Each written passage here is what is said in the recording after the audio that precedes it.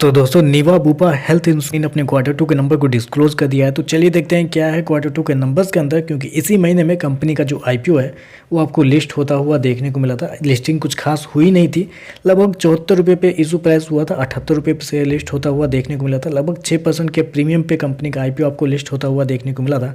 अभी देखें तो आईपीओ प्राइस के आसपास 75 रुपये के आसपास आपको ट्रेड करता हुआ देखने को मिल रहा है। तो चलिए कंपनी के नंबर देख लेते हैं। डाटा लाक्स में मैं आपको क्रोस में कन्वर्ट करके समझा रहा हूँ कैसे क्या हुआ है।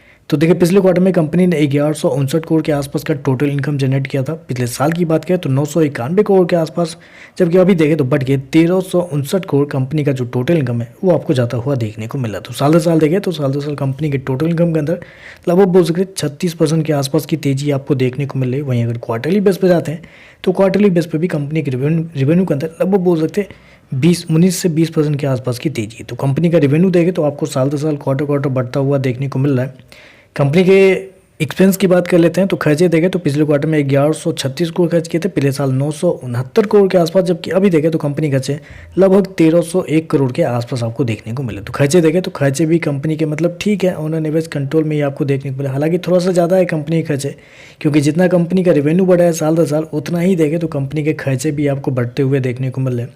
तो यहाँ पे खर्चे थोड़े से ज़्यादा आपको देखने को मिल रहा है। चलिए कंपनी का प्रॉफिट क्या निकलता है वो देख लेते हैं। तो देखिए नेट प्रॉफिट की बात करें तो पिछले क्वार्टर में कंपनी लगभग 19 करोड़ के घाटे में थी। पिछले साल देखें तो 7.5 करोड़ के आसपास का नुकसान था, जबकि अभी देखें तो कंपनी 13 करोड़ के प्रॉफिट में आपको जाते हुए देखने को मिली। तो आप कह सकते हैं कंपनी नेट प्रॉफिट में देखें तो कंपनी आपको साल दर साल घाटे से मुनाफे में आपको आते हुए देखने को मिले, जबकि क्वार्टरली बेस पे भी घाटे से मुनाफे में आपको देखने को मिल रही है। लेकिन हालांकि मुनाफा इसमें हुआ क्यों है वो भी आपको जानना बहुत ज़रूरी है, क्योंकि इस क्वार्टर में अगर आप बस कंपनी के इनकम में से एक्सपेंस को हटा के देखें तो कंपनी पिछले क्वार्टर में 118 करोड़ के लॉस में थी, पिछले साल 70 करोड़, जबकि अभी देखें तो 88 करोड़ के आसपास है। यहाँ पे देखें तो आपको लॉस जो है आपको बढ़ता हुआ देखने को मिल रहा है साल दर साल। लेकिन यहाँ पे कुछ कंपनी को अच्छे खासे इनकम भी जनरेट हुए हैं, क्योंकि अगर आप नॉन ऑपरेटिंग रिजल्ट देखते हैं तो यहाँ पे कंपनी को इस क्वार्टर में कुछ ज़्यादा इनकम जनरेट हुए हैं पिछले साल पिछले क्वार्टर के मुकाबले में, जिसकी वजह से कंपनी का नेट प्रॉफिट आपको पॉजिटिव में आपको देखने को मिल रहा है।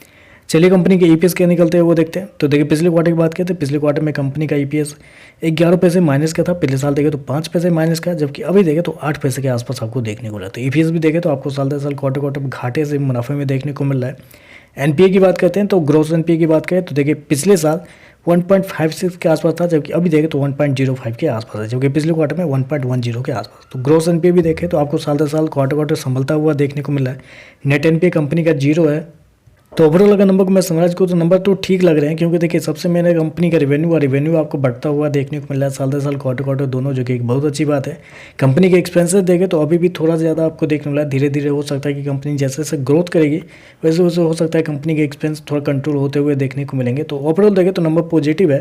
बाकी देखते हैं मार्केट का कैसा रिएक्शन आपको देखने को मिलता है। तो चलिए बस आज के लिए बस इतना है। वीडियो पसंद आए तो लाइक कीजिएगा, साथ में चैनल को सब्सक्राइब जरूर कीजिएगा। धन्यवाद।